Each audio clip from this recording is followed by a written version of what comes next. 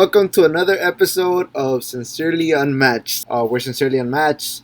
It's me and my cousin Pedro co-hosting this podcast, and today I actually have one of my friends. Man, I actually met this guy online through Unmatched Work Ethic, bro, which is crazy because when I started that page, I didn't really expect, honestly, to have or create bonds with people. Honestly, I just wanted to create a page where I was able to motivate people and just get people out of their comfort zone and maybe help them out with whatever it is that they were going through in life, whether it be something very personal or whether it be them trying to gain something, whether it be through finances or just like a personal goal. And well, yeah, man, I ended up meeting Edgar on Unmatched Work Ethic, and I mean, we became friends, bro. We became friends, and we've had the opportunity to chop it up a couple times, bro. And I hope that everybody basically gets a kick and also take some knowledge that Edgar will actually share with us. Because honestly, like we've had some pretty deep conversations at times, and I know that he has a lot to say, bro. What's up, man? My name is Edgar, and Uh-huh. yeah, like you said, I met him through the Unmatched, and he would always post motivational stuff. And one day we just ended up chopping it up, and it's a trip, man. How now that I realize where I was at that moment and how far I've came, it's like a little breathtaking, you know. I'm still dealing with a lot of challenges till this day. Like sometimes I see like the pictures where they say success is it's not a straight road, but a road with many twists and turns. And I believe that, man. I believe that because when you're actually experiencing it, like you're realizing how much is behind closed curtains. Wow, Yeah, that's powerful because even though there's times when people are not looking at your hard work, you're basically behind the scenes. And I know some people don't really post when they work out just because you're not posting anything or just because it's not being seen doesn't mean it's not being done. Success doesn't really mean money. Success can mean anything that adds value to your life. And that's my kind of like my definition. Like, if you want to be successful spiritually, then you have that relationship with God. If you believe, if you want to better yourself mentally, like I'm doing right now, I'm looking at motivational videos. I'm pretty sure, like you said, that's why you followed the page, right? Because you were looking for that motivation. And so I feel like we're in that page, all of us together, where we have these outlets. Like Alex said on one podcast, he was like, and one of the posts, he was like, there's a lot of podcasts out there that are not really feeding the youth or feeding people the right content. It's all like dumb stuff. yeah. So obviously we're in the case. So welcome and introduce yourself, brother. I mean, anything that comes to mind, Anything bro. that comes to mind, bro. Well, right now I'm doing an apprenticeship to become a carpenter, a fully trained professional carpenter in the trades. And yeah, man, before this, I was actually working at a cabinet shop. Wow. I started there when I was 19, like a year or two after high school. I didn't really know what I was gonna do for the rest of my life, and I started working there with my dad because that's what he had been doing to feed us. And I started there. A couple months later, me and my girlfriend, we're gonna have a baby. So that's when stuff got real for me, and I had to keep working and getting ready to become a first-time dad. And yeah, man, it was a trip, like how it all started and the struggles that came with it, and to where I'm at now. Sometimes I forget how far I've came, and I dwell on not dwell, but I feel like I get overstressed at times because I'm not where I want to be.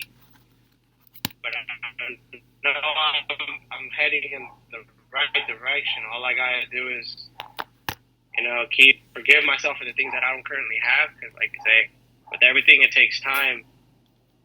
And yeah, man. So yeah, I started there at the cabinet shop. I was there for about, I want to say, 7 years. Wow. And then COVID hit, man. And then COVID hit, and uh, they ended up telling me, you know what, man, we're not going to give any more raises because of this and that. And then my boss told me one day, she's like, I'm not trying to say like I'm hella good at everything, you know, but Yeah. I put so much dedication to my work at that time, at that spot, at that shop, that like I literally knew a lot, and I would take things very personal. I would make sure that everything was properly ran so I can save them money. I didn't like kissing ass, you know. So Yeah. that's one of the things that was a bad thing for me at that time, that I didn't really know a lot about, like psychological tricks where like you gotta, you know, kiss a little ass to your boss, make them feel like if it weren't for them, like you wouldn't be to where you're at. So yeah, like I didn't know how to kiss ass, or like I didn't have the right communication skills, you know, to win them over, and I was too prideful, and yeah, that didn't really work out. Even though I was a great worker, I wouldn't know how to get. I didn't know how to get along with them. Yeah. And now that I'm a little bit more mature, more grown up, I'm like, oh man, I could have handled that a little bit differently, and it would have been a win for me at the end. But like I said, you learn through maturity, and as you get older, you start reflecting, and you start realizing, like, as young men, we kind of need to learn how to study and analyze certain people in order to get to where we want to be. You know, because they say in order to get somewhere, you need the help from others. You need the help from the people at top. Like, you can't just do it all alone. Yeah. Exactly. I just wanted to say, no, it's crazy because I know, like J. Cole says, right? There's beauty in the struggle, and at times we don't want to struggle. We're like, we just want fast success, right? Yeah. We want to learn. We want to learn now, and we want it now. But if we get things without the process, and we just get handouts, there's no there's no accomplishments, and there's really no gratitude. There's really no growth. You know. Yeah. I'm the same way, bro. Like, I know everything on my job, almost everything on my job. So people tell me, man, you doing this now? You doing this now? Yeah. And at times, I used to have a really bad character. I would get mad super quick, right? And I'm like, no, like, it's not fair. What about them? And this and that. And why are they doing this and that, right? Yeah. And one of my supervisors, he ain't there no more, but he moved up, and he told me, shout out to Ray. He told me, look, if you wanna move up anywhere in life, focus on yourself. Yeah. So I started doing that, bro, and literally, bro, I wasn't focusing on anybody else but myself, my growth. What could I do, right? Yeah. Because like I always say, I want to stay a student, and I wanna learn from others. Like Alex said, stay a sponge and learn and observe knowledge. Like me and my leaders, I didn't really get along with them, you know. Yeah. Man, they gave me once they started seeing that I was going through changes. They gave me that opportunity to be in a leadership position where I'm able to manage people, and I was seeing their standpoint on what they go through, like through emails, through managing the people, and even when I was doing that, people were calling me fake because I was actually like managing, you know. Yeah. And without the title. But with that being said, is once I did that and once I started learning that, I started handling, like you said, I started handling things different. So I try to listen before I speak and try to be and always try to develop my character. You know? Yeah. I don't know if you want to add something to that, Alex. Yeah, I think that one of the things that always kind of kills the joy in certain things is the fact that we have all these people online living a luxurious life, and sometimes we find ourselves constantly comparing ourselves to some of the people that have actually been in the journey far more than we have. And sometimes in the midst of all of that, I guess we kind of lose gratitude, or we kind of lose kind of the gift of joy of the things that we actually do have. So sometimes it's not even really us, like, that we are sad or mad that we're not in a certain place. It's just sometimes that we're looking at other people's life or other people's perspective on life, or how far they are in their current situation. And sometimes, like, we think like, oh shit, like, I want that, or that's kind of like the standard of where I want to be. And then sometimes, like, we kind of lose the joy in the journey that we're currently in, and we lose kind of like being thankful and having gratitude for the people and the things that we have in our lives. So yeah, I just feel like comparison, right? Like the old saying, "Go comparison is a thief of joy." I think that's one of the, like, the big things here. And also, I mean, with jobs, bro, sometimes, like you said, like, sometimes, like, you'll do just about anything, and you'll just do the right things, and you feel like you're doing the right things. And yeah, it's discouraging, bro, like, when you're so into something, and even though, like, it might not be your passion, bro, but you're so into it, and you're trying to always constantly trying to do the right thing, and for somebody to be like, hey, you know what, like, we don't need you. I mean, that's kind of like being in a relationship for years, bro, and, like, somebody finally saying, like, hey, like, I don't love you. You get me? Like, of course, that's a little bit more extreme, but Yeah. yeah, I can see how that's really, really discouraging, man. I feel like that's another thing that I learned about work too, because like you would get upset over stuff. I didn't understand the things until like later on when I started actually educating myself through podcasts of people that are in a better place, like CEOs and entrepreneurs. And one of the things that I learned about it is that you gotta learn how to deal with different people, because if you really want to be at the top, you're gonna have to deal with the people that have that bad mentality, and you're gonna learn how to get what you want out of them in a healthy way. So by doing that, I started I started practicing what I would hear, and I would be in situations where they'd be stressful, and instead of responding, I would just stay quiet. And then I started noticing, like, my silence would trigger them even more, because I wouldn't let them get to me anymore, and I would just focus on doing me, and I would come home with less problems, less worries. And those are some of the things that I actually feel happy about, that I was able to change my mindset and at the same time improve my work ethic. Like I said, in the workforce, there's always going to be those people that are favorited. But if you go in there and you do what you do, and you're good at what you do, like, no one's gonna take work from you, because at the end of the day, they're more interested in production. Like there's times, bro, like when I go to work and they tell me, hey, can you do this? I do it, and then like an hour later, hey, can you do this? And I do it, and then like minutes pass by, hey, this person didn't come in, can you do this? So I'm doing like multiple functions in like one day, you know. And I used to hate it, bro. I used to be like, man, I hate this. But then, like I said, bro, like I had a change of mind where I was like, man, like when you literally are grateful, you're like, man, like I at least have a job. You know what I mean? Yeah. I'm good at what I do. Man, like this people out there don't have a job. So it's like that changed my mindset. Also, when I got into that position where I run the table, which is kind of like running the whole warehouse, and it's a warehouse. We have 3 shifts, and each shift has like 150 people. So you're managing like almost the whole warehouse. Yeah. And before, when I really started, I had anxiety. I was like, man, I don't know how to deal with people.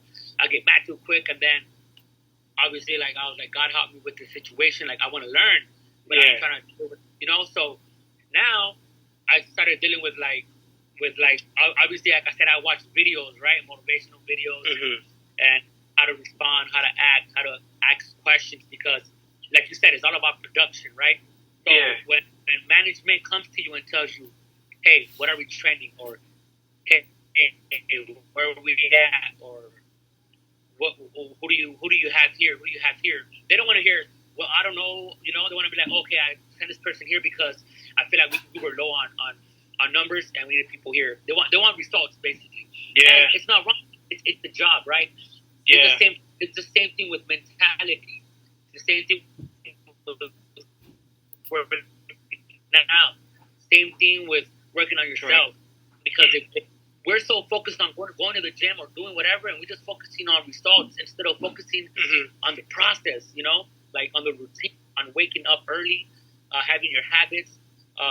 There's things that we don't want to do, but you do it, and again, that's routine. You do it, you get up, and you get it done early, so you don't have to worry about it, and then you focus on other things, right? And there's times when I fall off, and I'm like, man, I didn't go to the gym today, and I tell myself, no, I gotta go. But then again, my eating habits. So it's like some things that I gotta work on, you know. And with that being said, it's like never be afraid to ask questions. Because I used to be scared to ask questions at work. I used to be like, oh, I want things to be perfect, you know. And then the inbound supervisor, manager was like, look, if you don't take things personal, because I was the same way, bro. I used to take things really very personal. Why is this, you know? And he told me, that's gonna stop. That is gonna stop you from growing. And I told him why. And he's like, because you're focusing on their success instead of focusing on yourself. You're focusing on where they're going next instead of where you thinking you're going next. You know, and then that comes with overthinking, because now you're overthinking, and you're like, I thought I was better at this job, but now they have this person. So you know, it's just all like it's all a mindset that we all have to work on. You know, but. Other than that, that's all I have to say with that. Yeah, you know? And I mean, I believe you on that, man. Like, and I feel like that's one of the main reasons why there's so much hate, like in the workforce. Like, you know, when you're still like at the bottom, like, you know, haven't gotten that upper position to like management, or you know, being a lead something for a supervisor, just like people always want to get to that part, but they never want to put that extra work in, or they don't want to establish those relationships with the supers or the managers, because they feel like if I start doing it, everyone else is gonna start assuming that I'm kissing ass. So if you really think about it, it's for your future. It's for your let's say you're a parent for a household and you're the head moneymaker. Like, you're doing it for your kids, so you got to put everything, like everybody else's opinion, aside and do what's best for you and your family. And sometimes, you know, like maybe the work culture might not be positive, but you're that individual that can make that positive change if you actually you know, do that extra work to get there and learn all this stuff. And then, like I said, if there's a bad culture, you can make it better. But at the same time, it's hard to see it that way. You know, it's hard to see it that way, and it's a lot more responsibility sometimes when you're making more money, because like it comes with more. Like, yeah, people say, oh, they're there and they're gonna do whatever they want, but in reality, if something goes bad, it's just as great as it is. It's also difficult because they can lose it all in an instant with one simple mistake. That's why you have to be that positive influence. You know, that's why sometimes it starts with you. You know, like I know there's times when people would say, "Man, I want overtime," and then when overtime is offered, oh, I don't want it. Early. I want to go home early, and that's something that I never understood, because there's times where I had 3-4 jobs. There's times I would work like 60 plus something hours. I would work 6 days a week, and then I literally had no life. I was always at work. Things changed, but one of the things that I wanted to say too, that's why it's always good. I never understood it until I was at the position without the title, at a position where I was learning management without the title. And I say that I just want to make it clear, but it's crazy because you have to separate coworkers, like separate everything, right? Because imagine if I give an assignment to somebody just because he's my friend, and I get all the easy work, and then everybody that's not my friend, well, you know what I mean? It's not correct. It looks bad, yeah. Now I'm gonna tell you, my brother lost a lot of friends because of that, because he didn't really, you know, he was giving everybody. He was doing it the right way. He was giving everybody the same exact without no favoritism. And he got hate for it. I was even there when somebody told him, "Oh, I thought you were my friend," and that's and it's crazy because he told him, I have to give everybody the exact same treatment. I can't treat you better just because you're my friend. You know, this is work, and then outside of work is different. I learned that, like, they were calling my friends, well, my supposed friends, they were calling me fake because I was doing the same thing. And I like to sit by myself at work, but then now I'm getting kind of like in a position where I'm sitting with everybody because I'm, like I said, I'm watching videos how to interact, because I used to be bad at talking in front of people or being on camera or doing this or whatever. But that's why it's always good to. There's always a right place for everything. Well, I mean, with the whole leadership thing, bro, going back to that, I mean, as a leader, a lot of people won't necessarily appreciate where you are currently at because a lot of people see you as, oh, he's the boss, oh, he's the guy that has it all.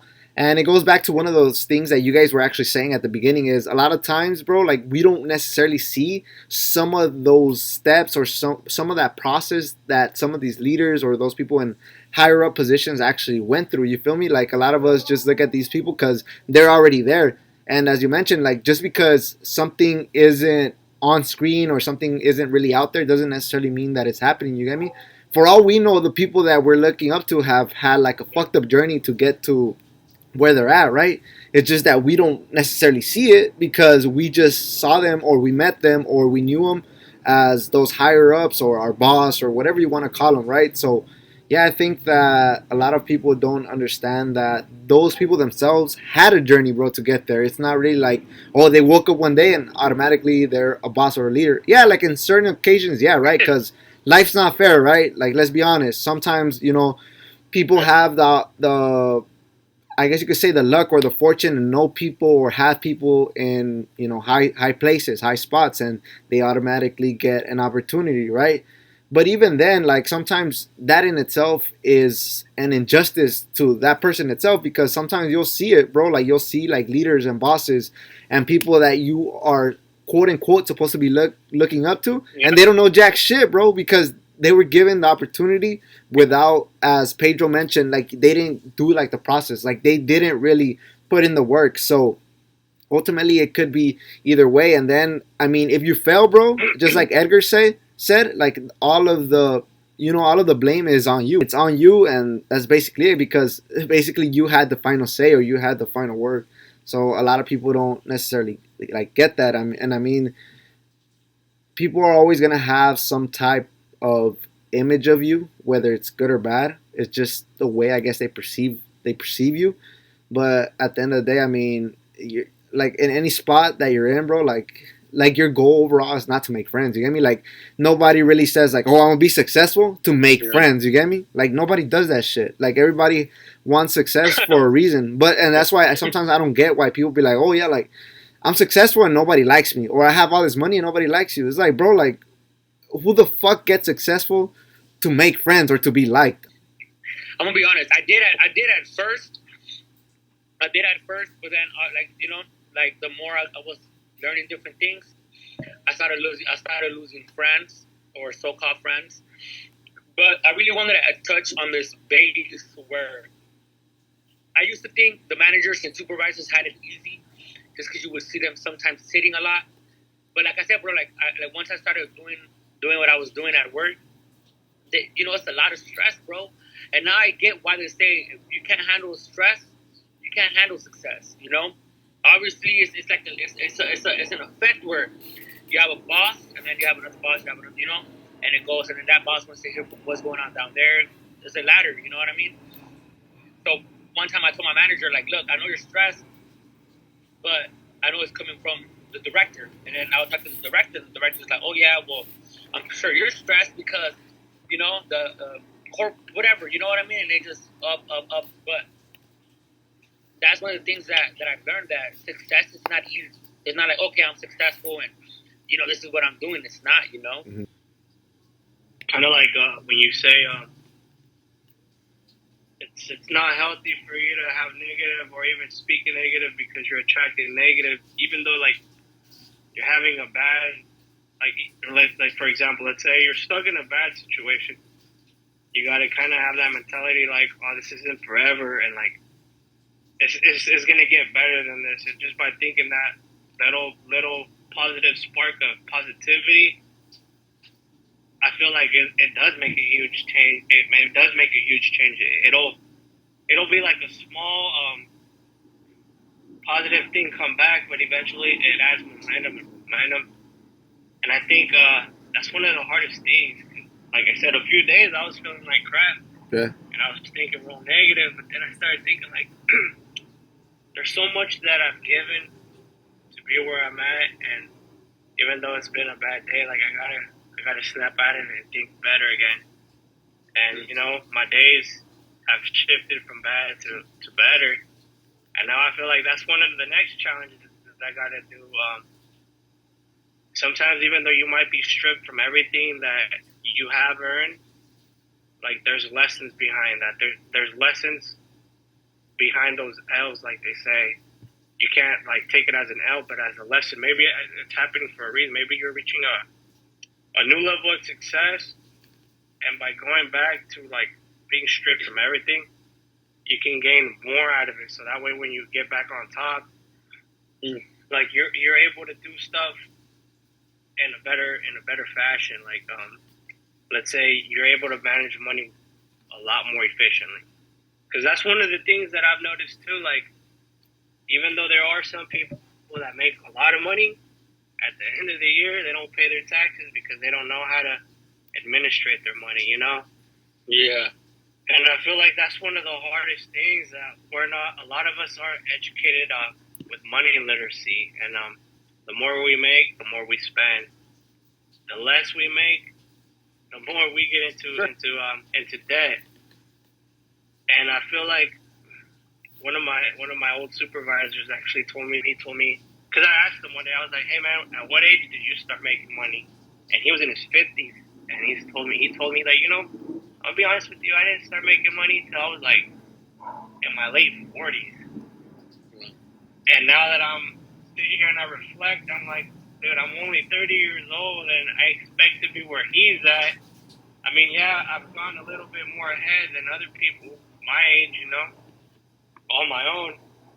But at the same time, he said something that really meant a lot to me. And he said, the faster you make your money at a younger age, the more you blow through it. And the older you get, the more wise you get with it. Wow. And I'll take that with me for my last days, man. Even though at the end, me and him didn't get along, but those little conversations, like, they stuck with me, And yeah, I'm very grateful for that, for having mentors like him in my life that were able to, teach me some game, and now I'm able to pass it down to my younger brothers or just to my friends. But yeah, man, it's a trip how like when you actually make connections with people that have experienced a little bit more, they're able to change your mindset in a different way, in a healthier way sometimes. It's funny that you talk about like financial literacy, and I think like the book that always comes to mind is Rich Dad Poor Dad, and then it's exactly kind of like what one of your what your mentor was saying about how as you're younger, bro, or like the more you earn, the more you want to spend. And I remember in the book, bro, it talked about how the rich get rich, right, by basically writing off assets and basically their business and so forth, right? Actually having some type of financial literacy. And then it talked about like taxes and the rat race, right? So basically, the middle class is the one that gets taxed the most, right? Because the rich, they know how to write off basically assets, business, and the poor. I mean, you can't really tax them because they're poor, right? And so that just leaves the middle class that like constantly earns money, and they're the people that are constantly consuming stuff, right? Constantly buying the new cars, right? The getting the homes, like as they earn more money, they spend more money. So at the same time, they're not really building up their wealth. They're just kind of like staying in the same place because as they're earning, they're basically spending the same amount of money that they earn. And ultimately, they are the people that get fucked by the government, basically by taxes, society, right? Because they're the guys that are basically paying for the roads, right? Because that's where the tax money goes: roads, hospitals, public transportation. Hey, sorry to interrupt. Another thing I also noticed was that I remember when I was making less money, one of the biggest things that would get me was that as soon as I started hearing, oh, it's going to be a busy year, there's more hours, before I would get that money and I knew that the overtime was coming, I would go out and get myself into debt. So by the time the work was supposed to come, sometimes it wouldn't come and I would be stuck.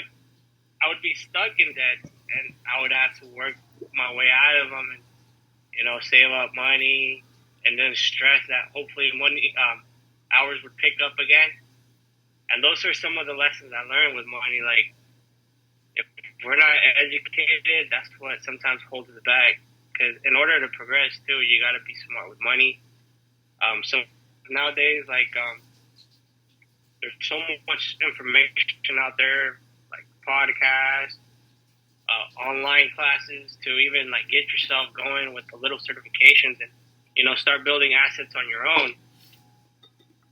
But yeah, there's so much behind money literacy that if you don't know how to work money, like you're always gonna be in a rat race trying to make it. Yeah, well, it's like when people get their taxes, bro. Imagine like every time people get their taxes, what's the first thing they want to do, bro? Like once they get their taxes, oh, I'm gonna get a brand new car, bro. I remember the book was saying like buy assets so you're able to basically almost pay out your fucking car with all of your assets, basically. So like the things that you buy don't necessarily come from like your pocket, like they come from like the assets and like the businesses that you actually like build. People are so wrapped up in luxury, and since we're a country that's mostly consumption, then of course, bro, like we're gonna be consuming anything that is marketed towards us. I seen a post that said, when you get your taxes, put aside $200-$300 for an LC or LCC. LCC company. I guess it's like a real estate thing. But I know, like my sister, for example, she'll get her taxes and she'll like try to blow it. And don't get me wrong, like I was real bad with money too, so I'm not trying to like throw anything or anything, but I feel like you're right. Like I love what your supervisor said, and that's how I'm at right now. I'm like, my brother is he's more successful, and I look up to him, and he always tells me, don't get yourself in credit card debt. Don't get too many credit cards. Save money. And throughout the years, I had a lot of friends that would tell me, like, write down your monthly expenses and then write down how much you make a month. And then that would tell you your habits. And that would tell you what are you spending on. What are your needs and what are your wants, right? And then one of them is Ramsey. Ramsey met me when I lived in Skid Row. I was 15 at the time, and he was kind of like a father figure, a brother at one point, and mentor. And he taught me a lot, and he taught me like I just told you right now, and taught me that you know how to eat healthy, which there's times I don't even eat healthy at all. But again, it's choice, right? You choose what you eat, you choose what you want, you choose what you do, but there's a good and a bad, and life is a balance, right? So with that being said, is it's not good to go out like I was saying. I think it was the first podcast or second podcast. I said when I really got my first credit card, I was going to restaurants 3 times a day on the weekend. Boom! In the morning, go have breakfast. In the afternoon, go have lunch, and then on in the night, go give me some lunch and drinks, whatever. So I was really bad with money, and I was getting myself into debt, and I'm getting myself out of debt, but it's because this is the thing. So I went to church today, and the pastor was saying is we always be like, oh well, it's something that my parents did, so I'm gonna do because I mean it's a tradition, you know what I mean? And they do it, or if my mom or my dad drank, then I'm gonna drink too, but it's all a choice. And the reason why I bring that up is because I grew up with my mom didn't have no money growing up, and she was bad with money, right? But just because she was bad with money doesn't mean it has to be passed down to me, because I learned from her as well. Yeah. But like I said, I learned a lot from my brother too. He's like, you can't be going out all the time. There's times when you treat yourself, but don't overdo it. You know what I mean?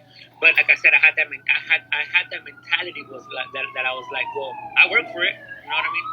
What if I die tomorrow? You know, who's gonna keep? You know what I mean? So it's just that thinking that I had to like, I guess rethink a lot of different things, but uh, it's all about knowing, I guess, when and set money aside for trips, set money aside for when to go out to eat, what buy a new computer, buy a new whatever.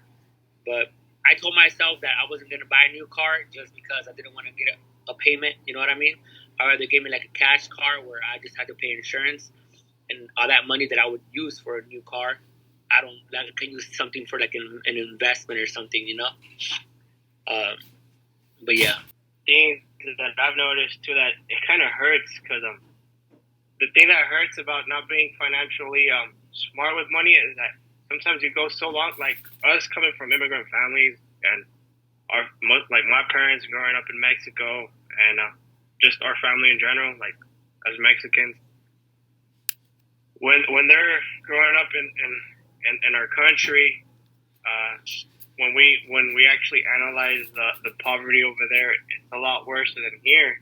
yeah, So like they come over here to have a better future for us and a better future for themselves, and they get here and that's one thing that I reflect on the most. That sometimes we get mad because our people aren't educated on finances, but at the same time, we gotta let them treat themselves. You know, we gotta let them treat themselves because they deserve it.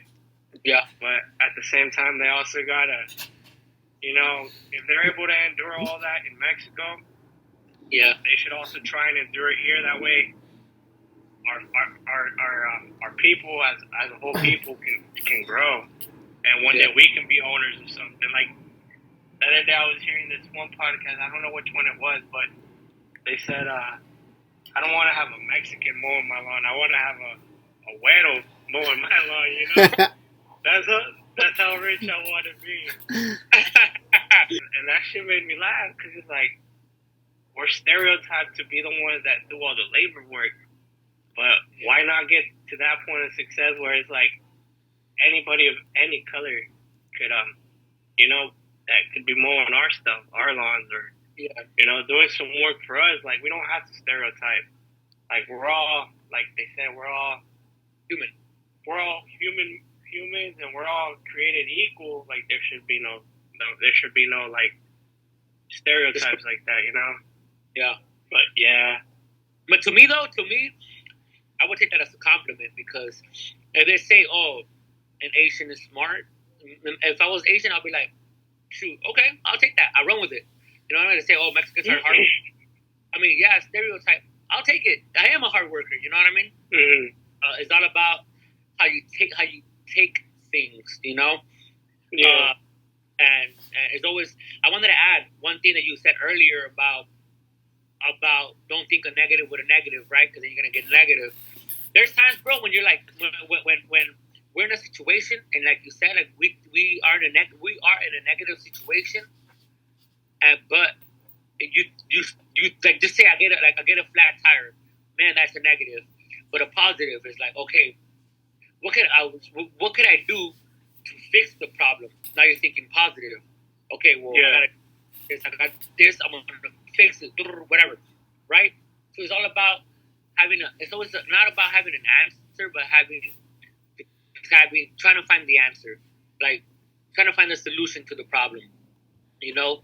And like I said, I have found myself in situations too where I'm like, man, like how am I gonna like pay the house, or how am I gonna pay my vehicle, or what or different things like that. And I'm like, okay, well, the good thing is that I have one more week, or 2 more weeks. I can, you know what I mean? Maneuver around and try to get those bills or whatever. But you can't think negative because then you get a negative, and that's how you think. That's how you attract. You want to like look at it in an analogy. It's like for example, when you got a cup or two cups, and you have one cup full, and then you pour another into a cup. You can look at it as a negative, like now I have a half a cup. But if you look at it in a positive way, now you can say now I got two half positive cups. Now and the thing is like you went from one cup to two, and even though there's little, like you can either take away from those two cups and then put a quarter in another cup, you know. Yeah. So it's all based on how you react. Is what I'm trying to say. Like, Yeah. And I feel like that's the thing, like about moving up to, you gotta kind of learn how to react to stuff. And I don't know. I just feel like everything is just psychological, man. Like, and maybe that's the reason some of us stay where we're at in a lower level, because we're just not ready for all that psychology. I think maybe, bro, it's also the fact that, I mean, it could be a few different factors. One of the things that I would like to factor in is just like the exposure of the work, right? Like, because the work to be a boss, right, or to manage a business is, of course, a lot different than the work needed or the skills needed to, like, just do regular labor. Of course, it's very important to know like the steps of it, but besides that, you need extra skills, of course, like to manage a company or manage a group of people. Second, I think it's also the fact that a lot of us are not willing to sacrifice a little bit more of our time. Like, for example, a lot of people always talked about like when they were creating their business, they would work their job and then get home and work on their projects or their ideas or whatever business or whatever it is that they were trying to create. But a lot of us, you know, we get out of work and we rather just watch movies, you get me, or chill or have some downtime, which is not bad, right? Like, of course, that's very healthy and of course has its benefits. But a lot of us, bro, that don't necessarily want to be like laborers or work, you know, till we die or till we have retirement. I mean, we just kind of have to get out of that comfort zone. But you're right though, because like there's times, bro, when I would work like 12 hours, right, and then I come home and at the time I was being lazy. I was like, okay, but then there's times when I will go to work and then I come home and I do my music, I do my writing, I do my reading. I'm doing things that I enjoy, and I stop making that excuse of like I'm too tired, I ain't gonna do it. You know what I mean? I'm gonna go to the gym. I'm too tired, or I'm not gonna mow the lawn. I'm just too tired. You know, and yeah, those are excuses. But there's times when I'm at work, bro, and I get a reminder. Don't forget after the gym. I mean, after work, go to the gym. After work, go to the gym. Or on the weekends, hey, 5 o'clock in the morning, 4 o'clock in the morning, go for a run, or go. You know what I mean? Have those reminders and have accountability, but also don't forget to work on yourself as well. Meaning, like, yeah, we work for a company, but don't forget to work on your own. Yeah. You know what I mean? Don't forget to work on yourself. Maybe you want to start a company. Maybe you want to, different things. Just don't be afraid of trying, because you don't want to get to an age where you're already older, and I'm not saying it's too late, because it's never too late. Look at the guy from KFC, Colonel, right? He has an amazing story, but like I said, it's never too late. But why not do it now and get it started now than waiting? You know what I mean? And it's all a waiting game, and then next thing you know, it comes with regrets. Like, what if? That's why I don't really go out, bro. I don't go out. I don't. Like I said this so many times, I don't go out to party. I don't go out to drink. I don't go out to smoke. I don't go out for none of that.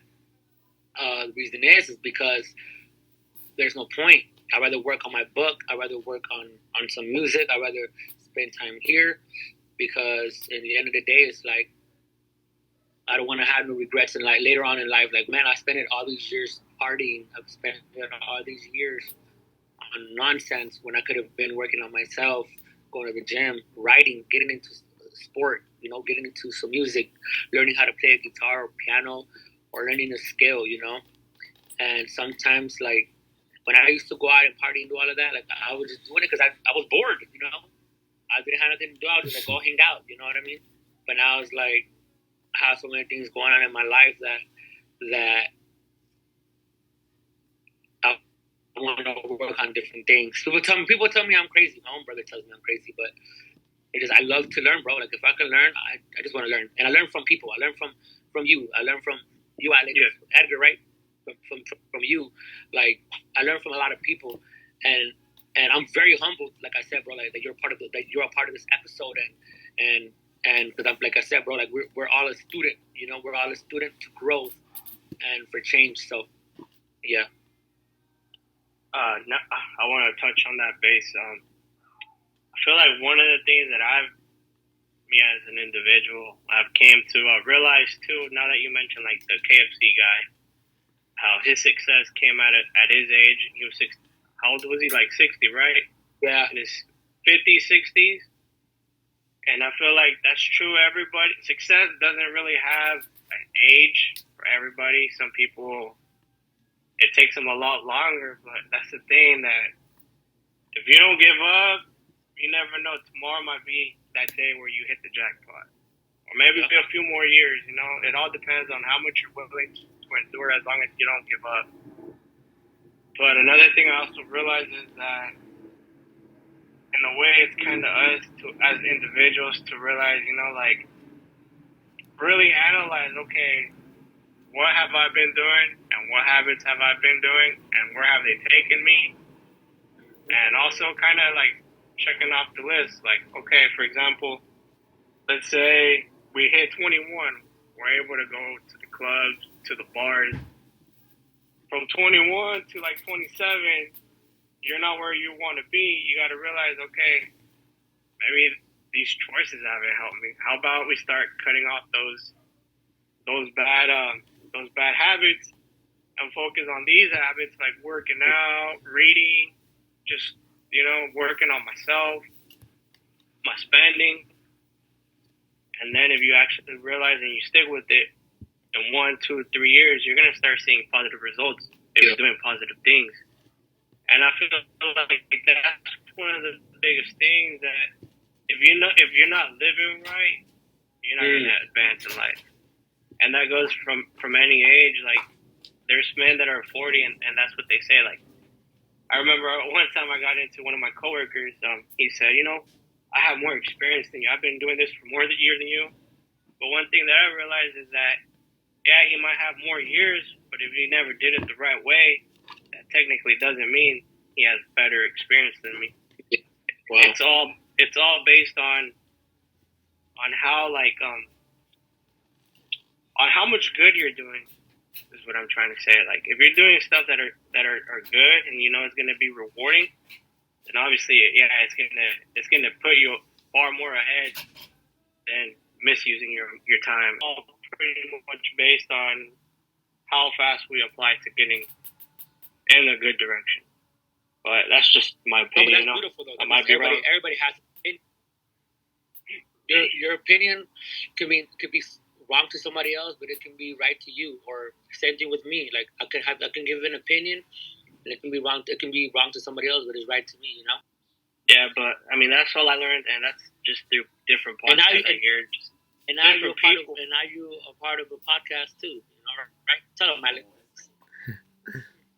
No, yeah, man. I think that you're pretty much spot on with the whole, like, you could be working for 10 hours, bro, and you could be fucking around for like 8 hours, 9 hours, and it's just literally an hour of work. And somebody could actually be zoned in for 2 hours every day, and they could do a lot more in those 2 hours than people would do in like those 10 hours, as you mentioned. There's times I don't be on production. They don't be like, I won't show on their screen. I'm guessing, but I told my boss one time, and he was like, I can be on this thing where I can tell you basically like what I'm doing. He's like, nah, I trust you. I know you're gonna get the job done, right? So you don't need it.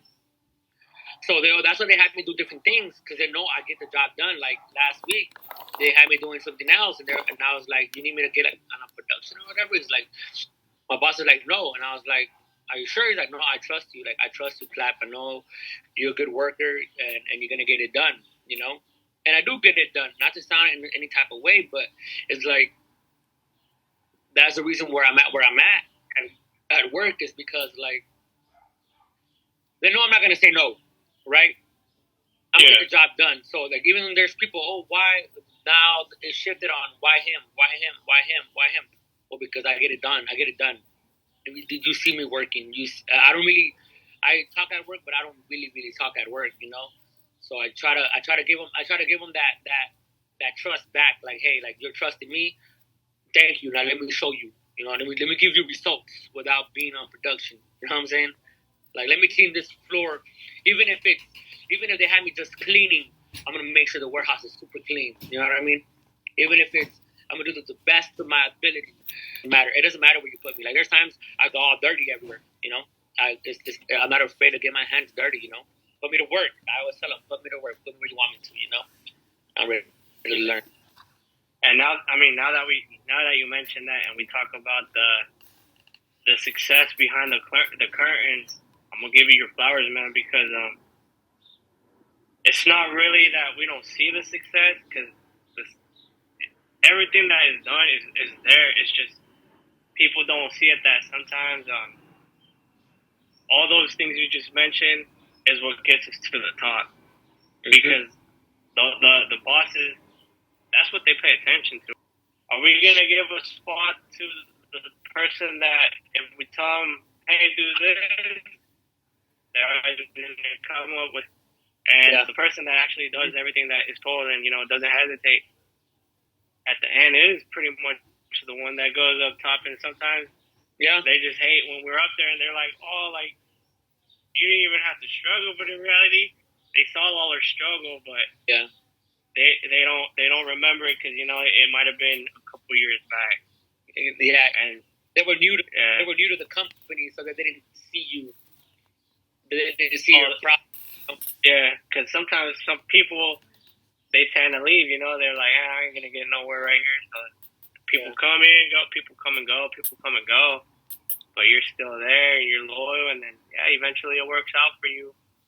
And I feel like now that you mention it like that, like some stories are like that, man. Like, it's not necessarily that we don't see the success. It's just we forget all that an individual has to endure. And it's crazy. You're right, and it's crazy because I'm not always trying to bring me in a situation, but I feel like if it's me, instead of talking about somebody else, then I can't be right. I mean, I can't be wrong, right? There's a girl at work that she gave me this book, this Relentless book that Alex, and she told me one time, she's like, Flap, man, like they use you, like you're everywhere, like you can't even do, like you can't move up. And I told her like, thank you. And she just told me, look, this book is gonna help you. She's like, we all have a dark side. Use that dark side for good, right? Mm-hmm. I did at first, and then I was reading the book, and I was like, wow, like instead of like taking my anger out in a certain way, like I should be more professional about it. But then I didn't think of myself that I was really taking advantage of that work. I was more thinking like what an opportunity for me to learn a position, right? Like learning how to count, learning how to move boxes around, learning how to do different things. Takes me back, like it humbles me. You know what I mean? Like it really does. I'm like, last time I was like with my company shirt, and I'm not a supervisor, but I went and I was doing all of this computer stuff, and then next thing you know, I was working, getting dirty, and I told myself like, wow, like I can't believe, like I forgot it a little bit, but it's like it feels good to get my hands where it needs to be. And like, again, when I say humble, it means like I don't want to. I like that because I don't want to think like, oh, I'm all this and this is who I am. No, it's like I'm just like everybody else. I never want to think that I'm better than anybody else. I want to stay. Obviously, don't stay comfortable and grow, but also know where I came from. Yeah, and I feel like I don't know. I was reading this book. I actually started reading it, but I didn't finish it, so I'm not gonna say I actually read it. But I was looking at this. It's called, I think it's either the Think and Grow Rich or As a Thinking Man, and it says that too. One of the important things that I took from it is that it says that you get what you feel like you deserve, because in reality, in the real world, not all good people make it, and not all people are the ones that have it all. And that's true.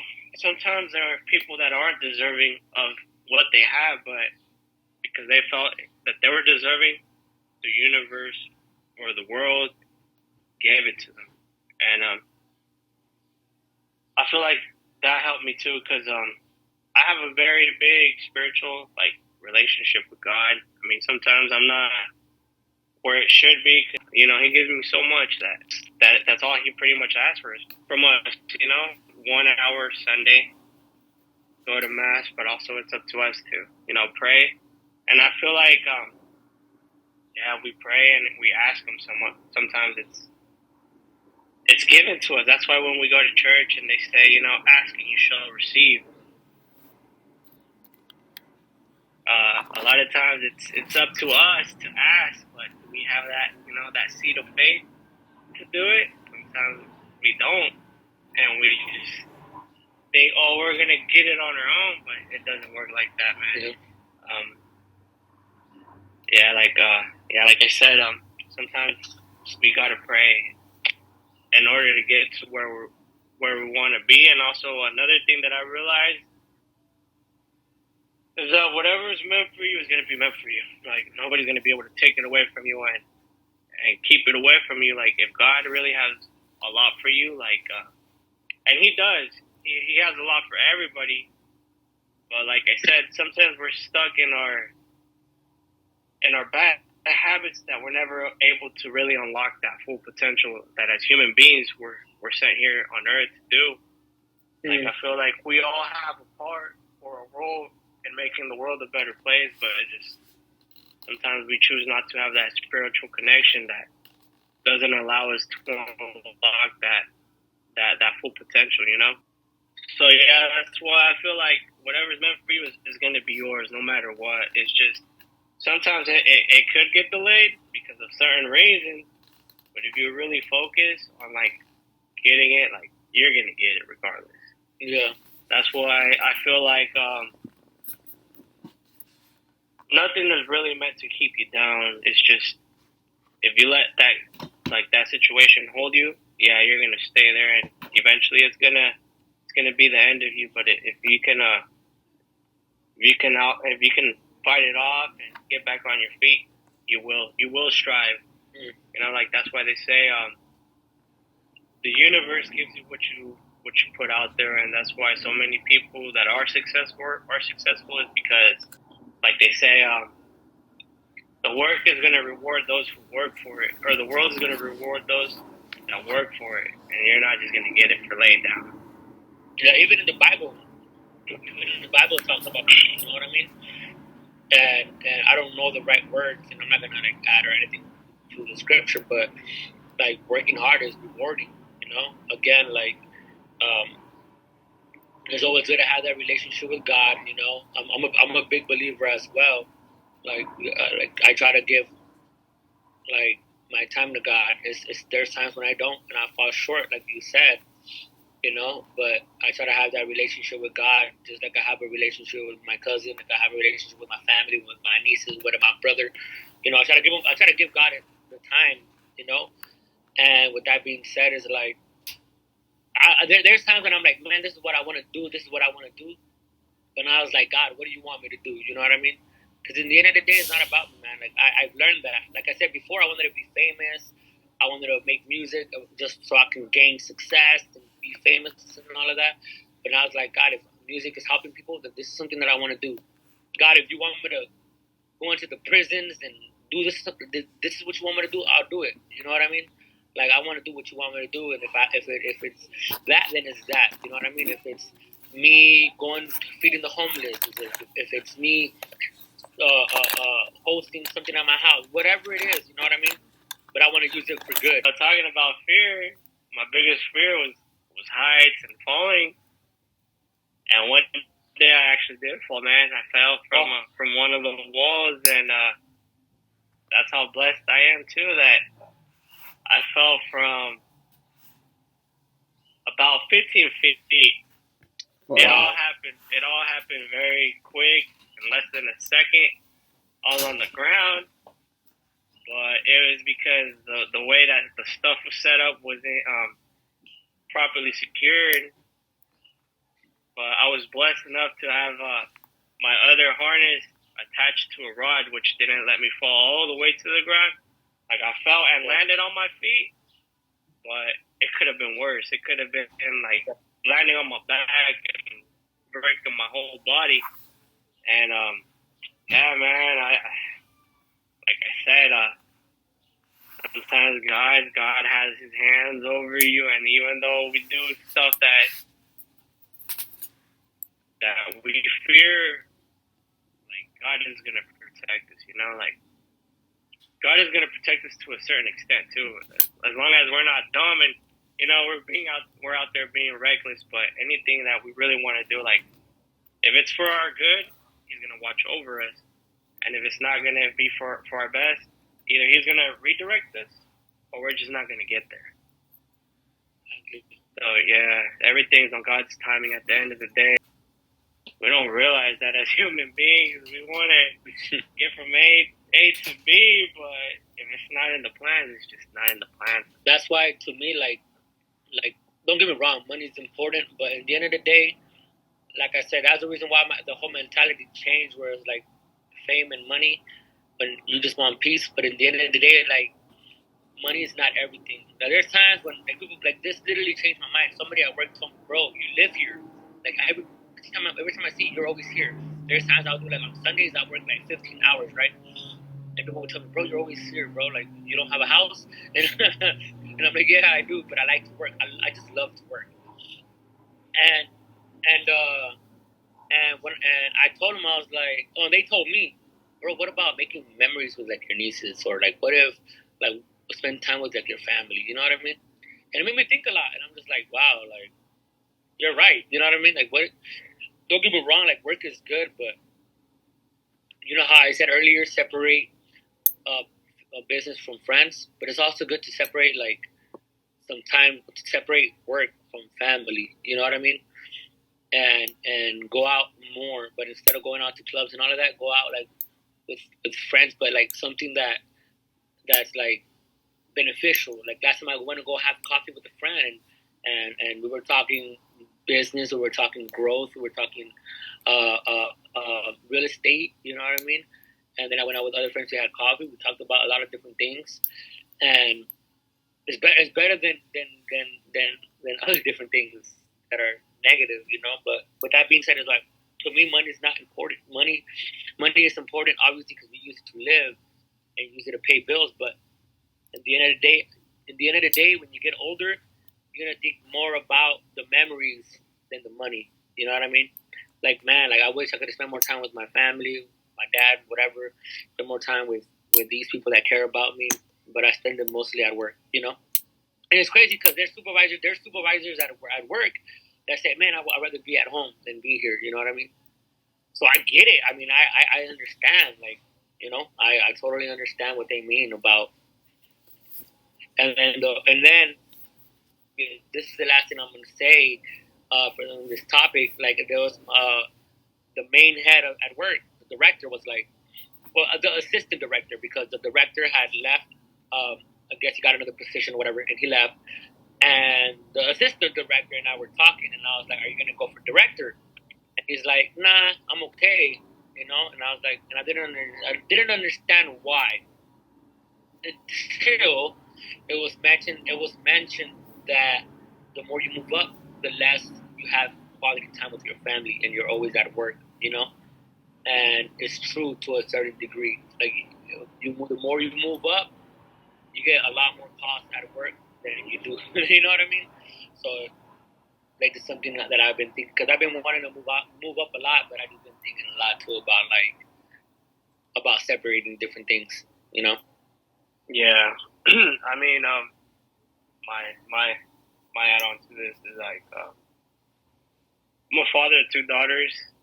My oldest daughter has autism, so even though like I've been wanting to move up financially and as a person, I've also had to do a lot of thoughts to okay, if I move up here, like it's gonna take me away from my family, and I feel like that's what makes my journey a little bit more difficult.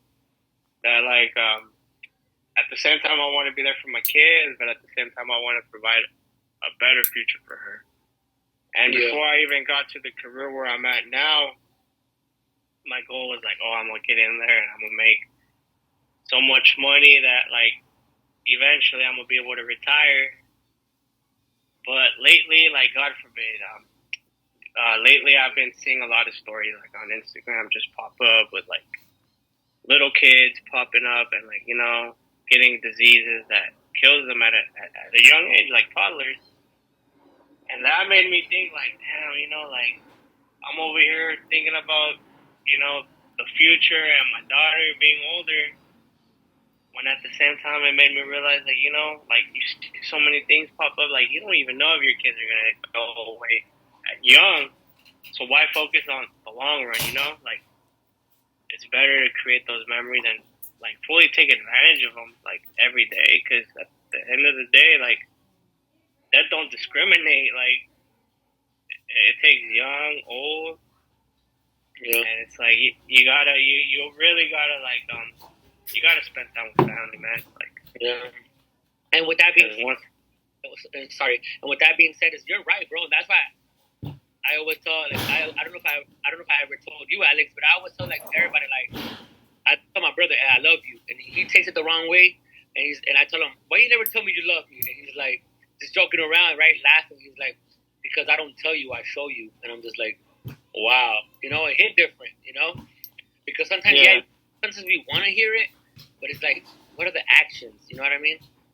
So there's times when I'm talking, hey, bro, I know we work, like, kind of like, I mean, you work kind of far from work, but, hey, I call him sometimes. I can take you some food if you want, when you're hungry. There's times when I meet him at work and, oh, like, hey, bro, I left you some food in the fridge. That's for you. You know what I mean? Or, hey, bro, like, can I buy you some coffee? And he'll tell me, no, worry about yourself. You know what I mean? But, like, I try to show him. There's times, he accepts, but there's times when he will take me out and he'll pay. He's like, it's not about the money again, but it's about the memories. But you're right, man. It's we never know. We just never know when it's our last day, and it's sad. But again, it's like that's what you gotta live like. You gotta live like it's your last day, Yeah. But also like give it your all, like give it your all in everything you do, like That's definitely true, man. But congratulations! I forgot to say that. Congratulations! You're having another baby. You said, right? I have another. He just had another baby. Oh, yeah. You said you're having another baby, so I was like, oh shoot! I was like, I forgot to say congratulations, but no, he just had one. I got 2 daughters now. Yeah, got 2 daughters now, man. I'll be praying for you, brother. Thanks. I know one of my pastors when I was in California. My pastor out there, he had 6 daughters, I believe, or 5, and he told the congregation, just pray for me. Yeah, I remember one of my friends' uncle told me, it's about time you gotta get that shotgun, man. I basically agree with like everything that you guys said. Just kind of live every day like it's the last one because you just don't know. And just like Edgar says, death does not discriminate, bro. Healthy, ill, old, young, it doesn't matter, bro.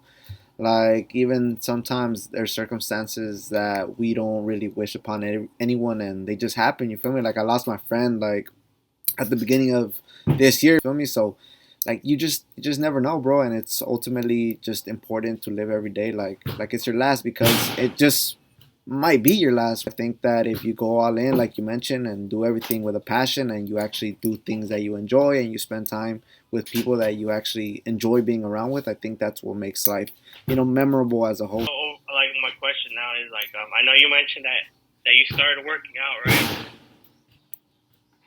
For me? Yeah. Oh yeah. Do you feel like now that you reflect, when you got into the gym, it kind of helped you out manage your problems a little differently as far as like work or like what? Okay, so the thing is that I used to drink a lot, right? And I was gaining a lot of weight. I had a beer belly, and I was very unhealthy. I was very, very unhealthy. And so once I started going to the gym, I don't know what it was, man. I know it was God for sure, because God, I know you're doing something in my life. Like I don't want to be. I'm not saying that getting mad is bad. Getting mad is good. Disciplining your kids is good. But if you get mad, it's okay. Just the way we respond is it's good, because I used to just like, hey, you know what I mean. So it's just the way you respond, but also like it did help me out in a way. Working out, I've been working out for like a couple months now, and I've seen a lot of changes physically, mentally. I'm getting there as well with the whole leadership. But to answer your question, yes, it did. It did, in a sense of like at work, it's all about controlling your emotions, right? When you're at when I'm at work, like I mentioned this one time, this girl at work, she does what I do sometimes at the computer, and she told me, "Oh, you're fat," you know what I mean? And she's chubby too, though. She's chubby too, but she's like, "Oh, you're fat," you know, you're not gonna lose no weight. You always say you're gonna lose weight, and in my mind, I'm like, "Excuse me, like run that by me again. I'm gonna show you, right?" Progress. And then she told me, she's like, "Wow, you did it." And she's like, "Now it's my turn." And she will post here and there that she goes to the gym. And she told me one time, bro, like, she told me, like, you go to the gym every day, you run, you do this. And I was like, yeah. And she's like, I never thought you would. And I was like, I mean, I never thought I would either, you know? But with that being said, it's like, now I know when to control my anger in a way like, okay, I'm going to just take it out at the gym. So, yes, to answer your question again, yes, it did help me out. I feel much better. But my advice is, don't just work out the body, work out your mind, work out spiritually, you know? Reach your word, which I'm struggling as well. I'm not saying I'm perfect, you know? But work out in every aspect of your life, you know? And that's what success means to me, you know? Definitely. Not the money, but character, relationship. It's all about healing relationships, building relationships, and all of that. But yes. Yeah, it's like I saw a post actually. It says a man. Yeah, money adds man and power, or money adds value and power to a man. But if a man don't know what to do with that money, it just makes a loser with money. Yeah. So technically, money is not all. Money is a tool to help our family or just our community. But I feel like the most valuable thing is like learning all the other aspects that create us healthy individuals, you know? Yeah. Which is health, spirituality, like with the higher power, that being God, or, you know, other people's beliefs. But yeah, just being a individual that instead of breaking another person down, you're gonna help build someone. Because at the end of the day, it's like a domino effect. The more you help, the more you help those around you. And that's good though, because that's good because then now you're empowering other people to become great, and then the circle gets bigger, where we can all be great. Why? Because then if we just keep the knowledge to ourselves and we don't share them with others, selfish, right? But they and maybe that can help you build your character. You know what I mean? So it's like you said, it's a domino effect. They know stuff that you don't, and you don't know stuff that they don't. So it's like you guys, if you guys share that information with each other, you guys can elevate each other. You know? Yeah. And that's what I always, like, me and Alex talk about. You know, like the moral or the mission of this podcast is to empower other people, but also it's not just us empowering other people, but yourself, other guests, the listeners, you know, for people to empower each other, and teach us things that we don't know, you know, and vice versa. We teach them that they don't know, and it's all a learning experience, and I feel like experience and time goes hand in hand, with each other, and but yeah, man. I learned a lot from you today as well, and I'm gonna definitely apply some things that I've learned today. So another thing that I've been wanting to apply myself, because I don't know, I'm gonna be 30 this year. I'm gonna be 30, and I want to go into my 30s with healthier patterns, you know, a better mindset. So I was analyzing too, because I know like a lot of our our music affects the way we feel or like the way we do stuff. And I like studying people, and I was looking at like some people that are like a little bit more successful than me in aspects. I noticed that like some people don't even listen to regular music; they listen to music with like symphonies or like melodies, like very like upbeating stuff. And I started telling myself like, I'm gonna try and go a week and just listen to that and see how that affects. Instead of feeding my ears negative, I'm gonna feed them something that's positive. See, like the outcome. Yeah. But yeah, man, that's just one thing that I'm trying to experiment with. I'm gonna encourage you because when I write, I listen to like classical music. Now, never in my life thought that I'll listen to jazz or listen to classical music, but it's actually pretty good, and for some reason it helps me not just rap and rock, all of that. Yeah, it helps me concentrate, but like something about like that type of music, or even just instrumentals or melodies or ocean waves and ocean sounds and rivers and all that stuff. Like it really does help, with meditation, with praying, whatever. But it really does. So that's what I use. That's one of the tools that I use is listen to classical music, and jazz, and it's really mellow. You can use it to relax. I know my friend Ramsey is the one that got me into that type of.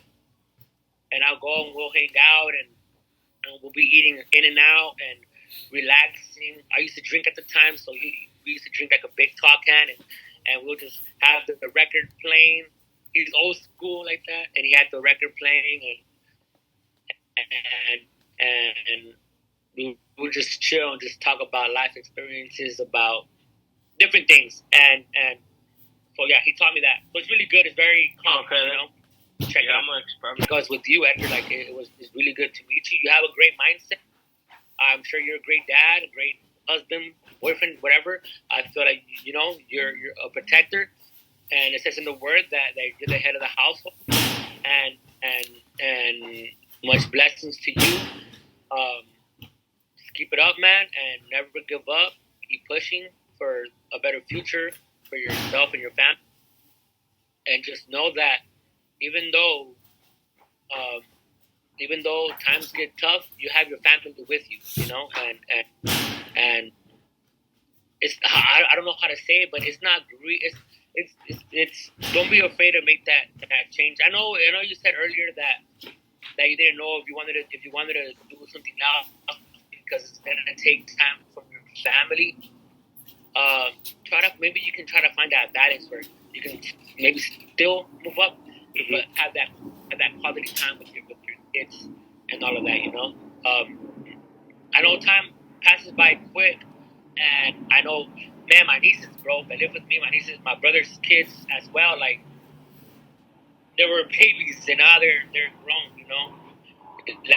11, 10, and time goes by so quick. So I know I heard the song by Nas. It's called Daughters. It talks about basically if he's gonna check the boyfriend if the boyfriend ain't right. Yeah. So he was like a child's young years is the most important time to be there, and he's right, bro.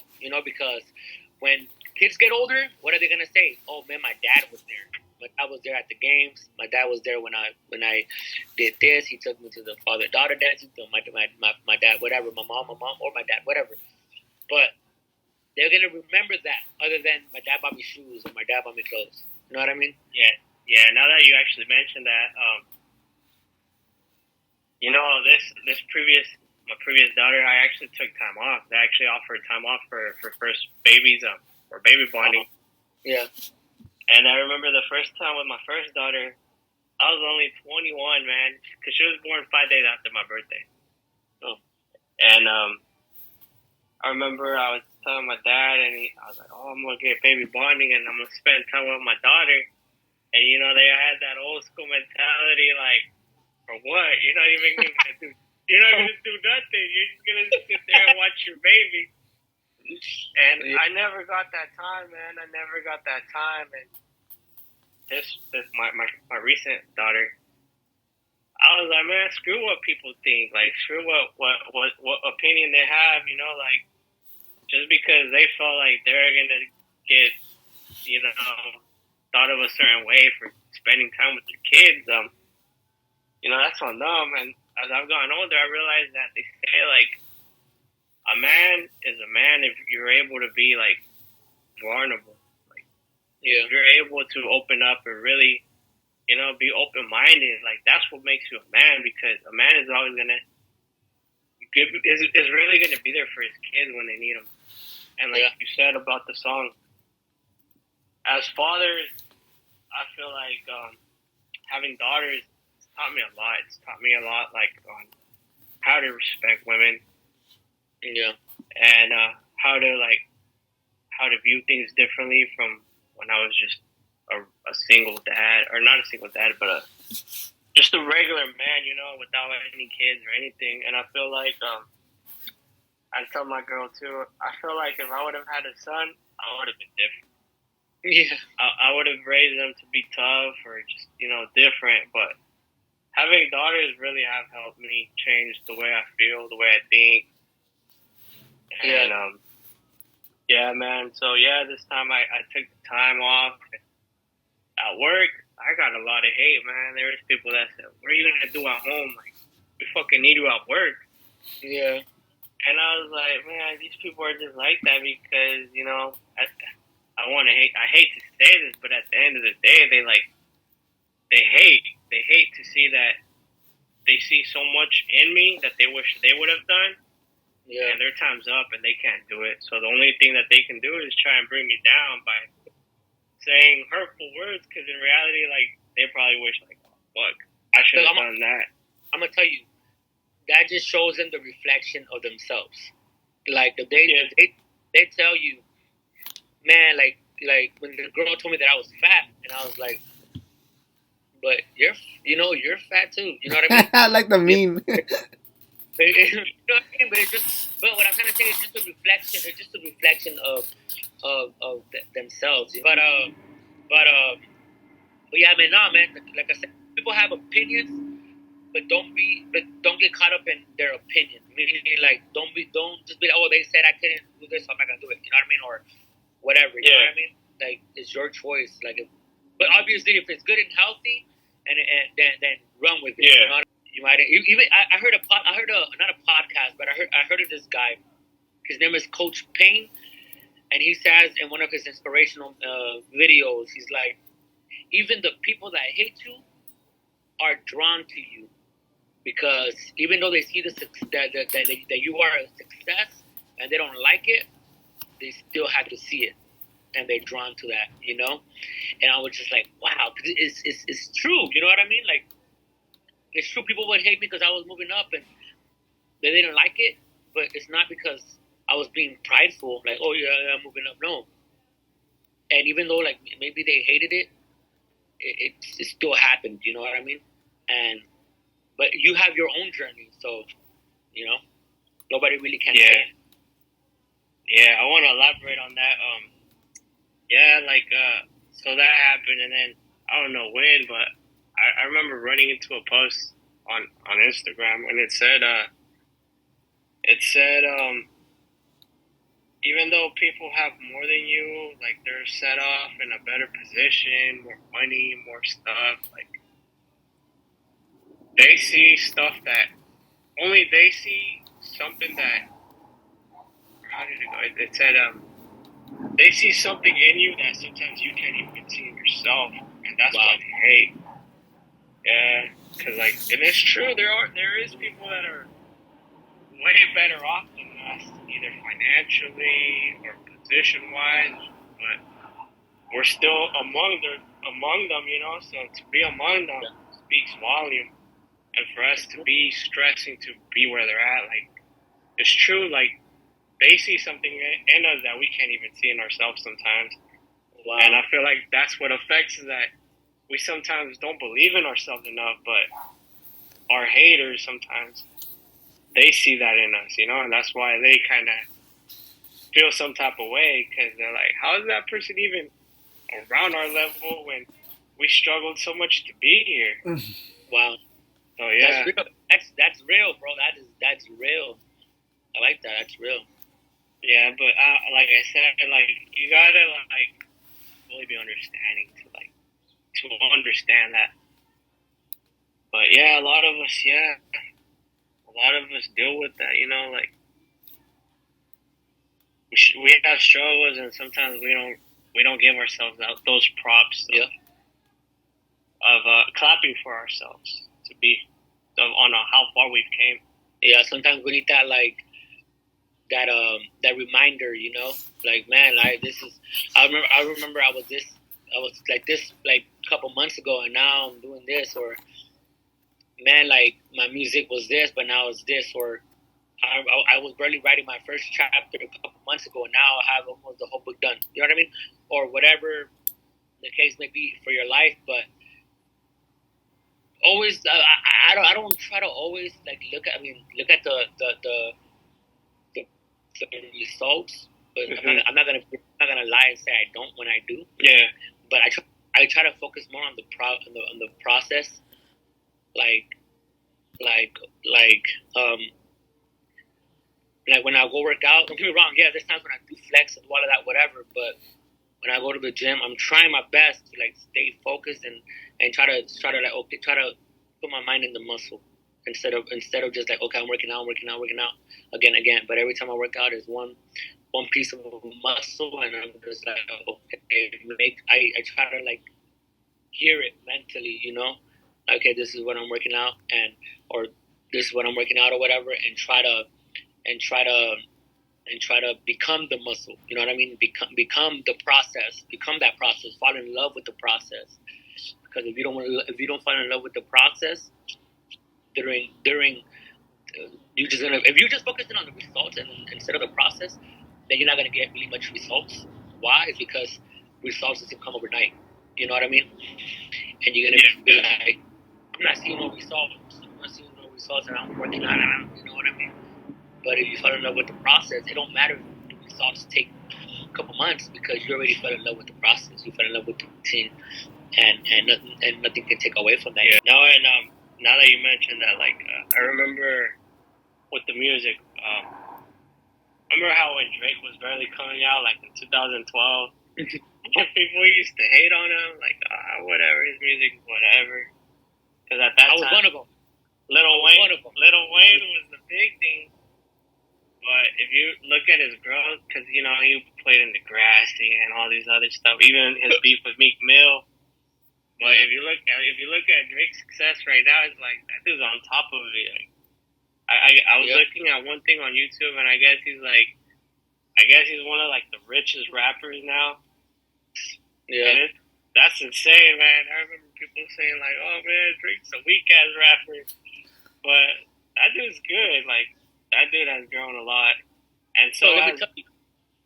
Sorry. So let me tell you, like, remember I told you about the whole opinion thing and about this and that? Like, I didn't like Drake. I was like, nah, I don't like Drake. I don't like Drake. He's like for a girl. Yeah, that's what I. You know? But the reason why I would say that is because other people's opinion. People will say, oh, no, I don't like Drake. I don't like Drake. And then my friend Dominique, that's how he would play is Drake. So I was like, wow, this is a good song. This is a good song. And then I was like, okay, now I do like Drake. You know, so like he's good. He's good. I'm not gonna lie and say he's not. He's good. You know, he's good. You know, but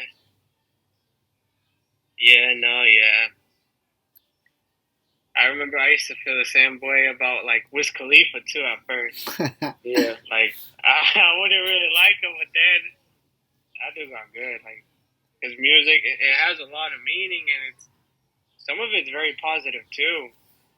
And that's what I liked about like him as an individual. Is that instead of just making regular music, he had like meaning to it, like positivity. You know? Yeah. No, that's good. That's why it's always good to have like. That's why I speak for myself. That's why I try to have like that positive message in my music and what I'm doing. I try my best because like you never know who's struggling out there, and maybe you're the only person that they look up to. You know, like man, like because of you, this is what I guess changes. You know what I mean? And People grab it. People are not attracted, but are attached to that. You can say. Yeah, and I feel like that's the beautiful thing about music is that a lot of the music we tend to listen to is because either we can relate to it or it'll help us get into the direction that we want to go in.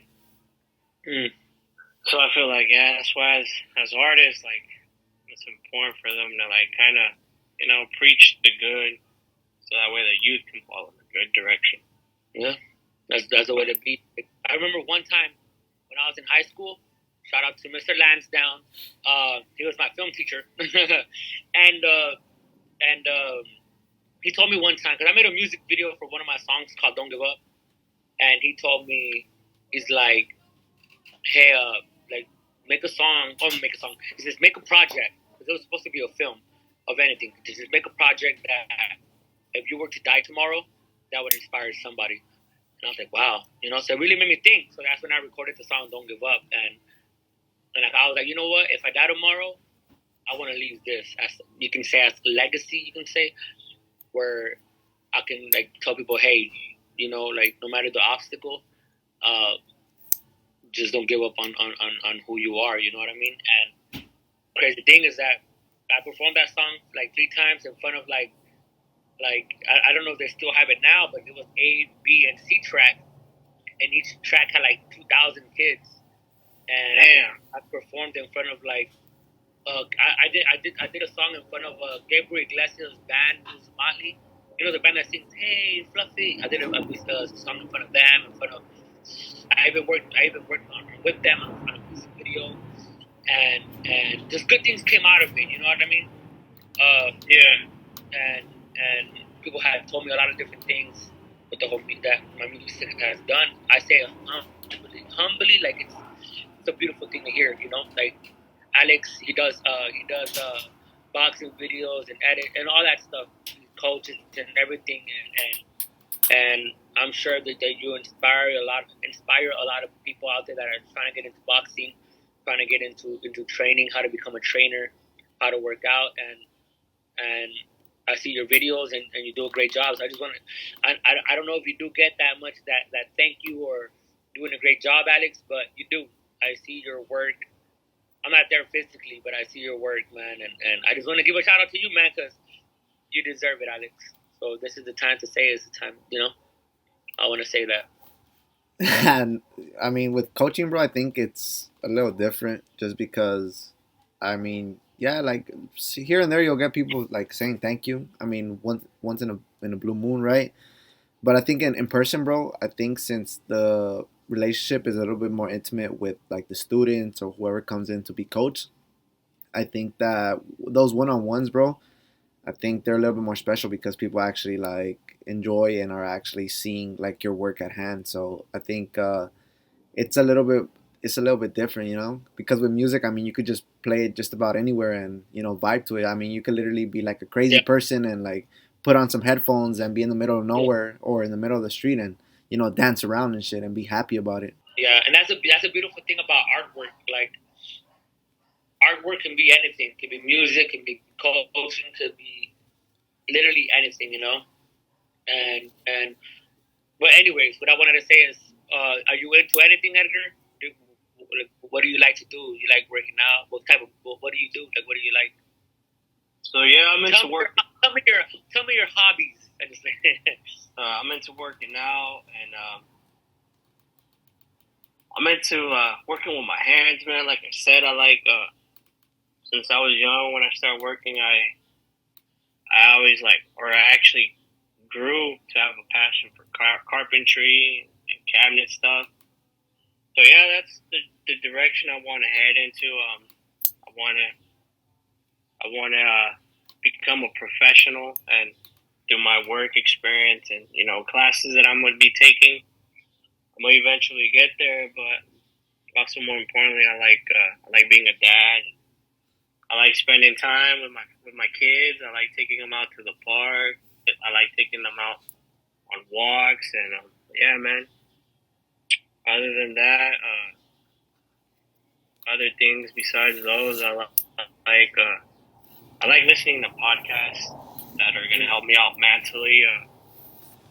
financially as well too, because I know like I've never really been educated with it, so I know those are things that I'm educating myself with through podcasts because I was never really that good in school, and I felt like some of the reasons why I never gave it so much attention was because I started chasing that money at a young age, and now that I'm older, I'm like, I wish I would have put more attention in school. Maybe I would have gone further in life.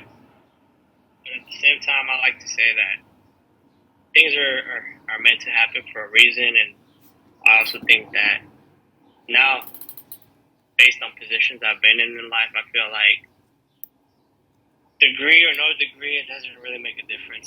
It's not going to guarantee you success. You know, you hear so many people that go to college, and yeah, some of them have something, you know, but majority of them also struggle. So it's not like it really makes a huge difference in that aspect. I just feel like just learning, you know, learning through the ups and downs in life will get you where you want to be. And yeah, man, that's pretty much all.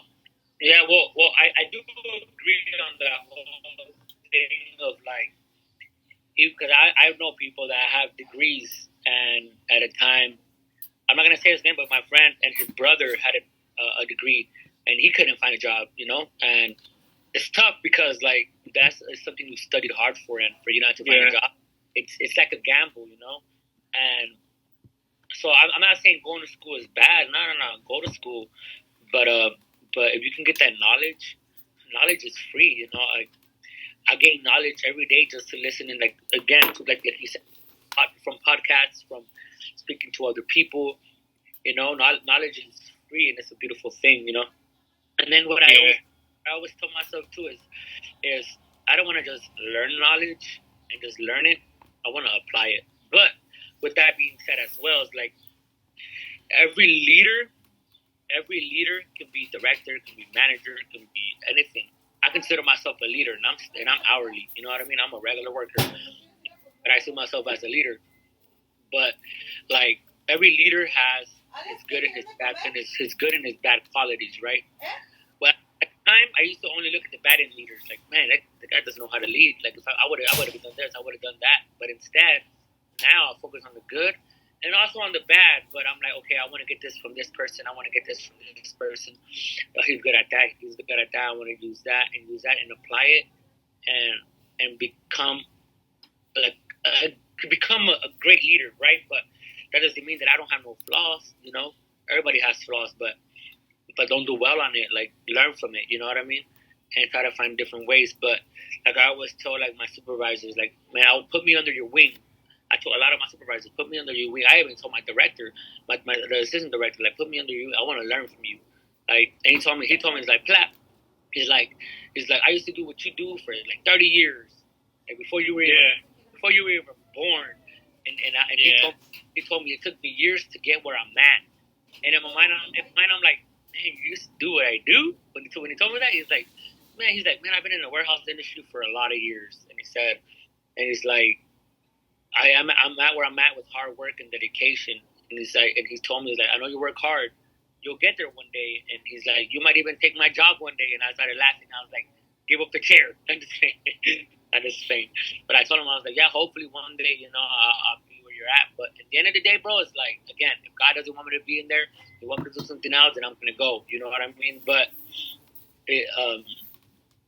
just know with hard work does come with rewards, but it also comes with responsibility, you know, a lot of responsibility, you know. So everything, like I said, everything has its pros and its cons, and that's something that, you know. Guys, I think I'm probably gonna wrap this up. Once again, bro, like I want to thank you for being part of the podcast, and I want to, thank you for your time. I know that Sundays are usually time to spend with the family, and I know some people actually take this time or take this day out of the week to actually relax. But I'm happy that you sat down with us for about 2 hours and just kind of shared your knowledge and your wisdom with us. Hopefully, hopefully the time flew by quick, bro. It did. Yeah.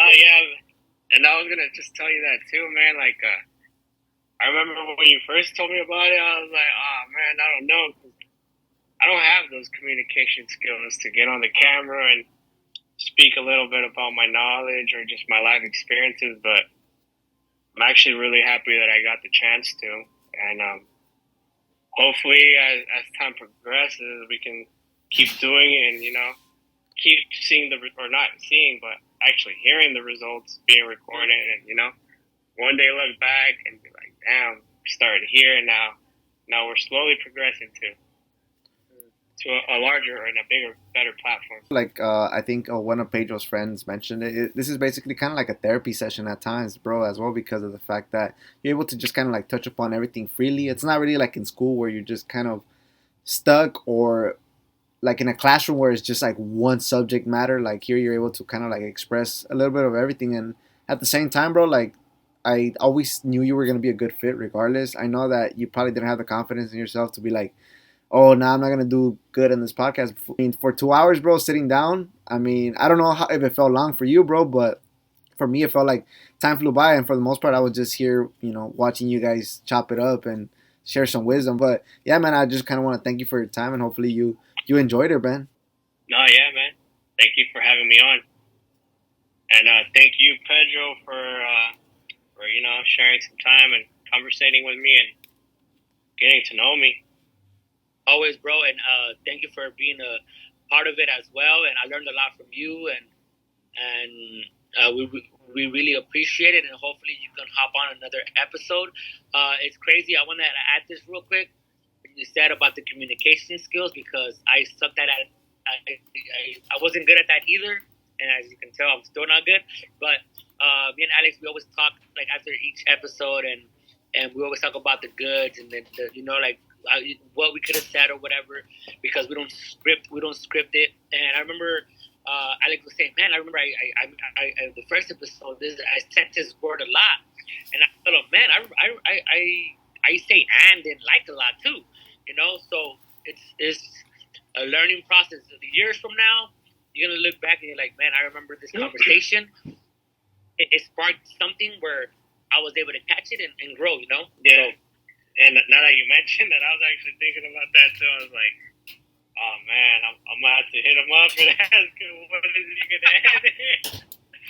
But I was also listening to this other podcast where it talks about, as friends, sometimes we hate to be real with our friends, and we don't like saying, oh, like, look, man, this is what you need to do so you can get to grow. Yeah. But at the same time, I feel like just conversations like these and challenges like these in general, with like good friendship, like that's what literally pushes people to grow. Like we're able to critique and take that critique to like improve on ourselves as individuals. And I feel like man, this is a blessing to be on this, man, and conversate with you guys like this. Like I really appreciate it. Yeah, man, I'm just happy to have you on, bro. And just what makes me feel good, bro, of all this experience is not just the experience of me sitting down and listening to you guys talk, but also the experience of like I was able to somewhat get you out of your comfort zone, because I know that you didn't want to be here and you didn't really want to show your face on camera. I remember you were telling me about that, but I'm happy that I was able to convince you, bro, to hop on. And well, yeah, basically seemed like a pretty good chat, bro, because I mean, for the most part, I saw you and my cousin just interact, and it was overall a great interaction to have, man. No, yeah, it really was. Hey, Pedro, I usually close the show, bro, but you closed it today, bro. I closed it yesterday. So you were listening to Sincerely Unmatched with our guest Edgar, and you know how we always wrap it up. So exactly, now you finish it up. You wrap it up. Is there anything you want to say, Edgar? A message that you want to leave for the listeners? Just spit out any piece of advice you'd give anyone in this current moment, bro. Anything they could take away and apply to their life right now. If anything, I want to say, make sure you wash your ass. No. If anything, one thing, just take day day by day and look more at the positive than the negative. Yeah. That So was good. yeah. So basically that'll be it, bro. Thank you for your time. Happy Sunday. Hopefully you enjoy the rest of it. And don't worry, bro. This episode will be a little bit edited as well, bro. So don't think that we're gonna make you look bad, bro. Like the whole point of this podcast is to make all of you guys look like big mega stars, bro. Sounds good, man. All right, man. Y'all have a great weekend. All right, you too, bro.